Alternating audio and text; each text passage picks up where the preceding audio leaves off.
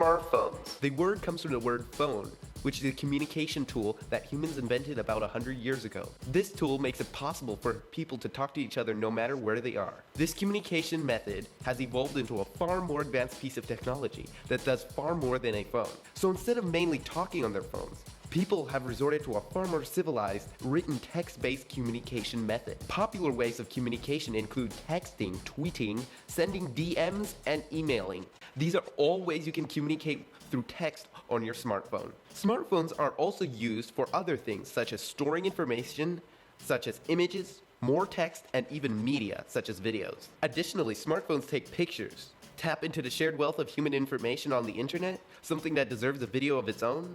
And through the internet, people can make their smartphones even more useful by adding tools called apps. These apps can do even more useful things, usually with the help of the all-powerful internet. For this video, you will need a smartphone and a connection to the internet. So let's get to the meat of it. How do you use smartphones?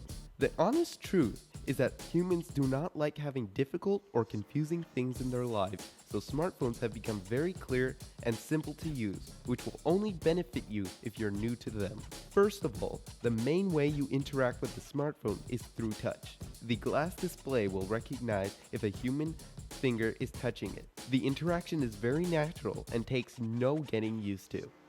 By understanding this, you can nearly do anything on a smartphone. First, you need to wake the smartphone. To save energy, smartphones go into a dormant sleep mode when not in use. To wake the smartphone, you will need to press one of the physical buttons on the phone. And just like that, it's awake. Now that it is awake, the smartphone still needs to be unlocked. Humans are very crazy about stealing each other's information and protecting their own. To unlock this piece of glass, you will typically have to enter a 4-digit passcode. Now what you see is called the home screen. This is where you will find your apps. Now you can see how important apps are to having a smartphone. Let's do something simple. Let's send a text message, one of the most important uses of the smartphone. Open the Messages app and proceed to a conversation with another person. Conversations consist of people sending messages back and forth where you can see older messages. You can create messages by typing what you want to send in a text box and tapping send. Now the other person can respond to you and their messages will appear on the left side of the screen in gray. Now let's look at Twitter, a social media app. It helps people be more social through small messages called tweets.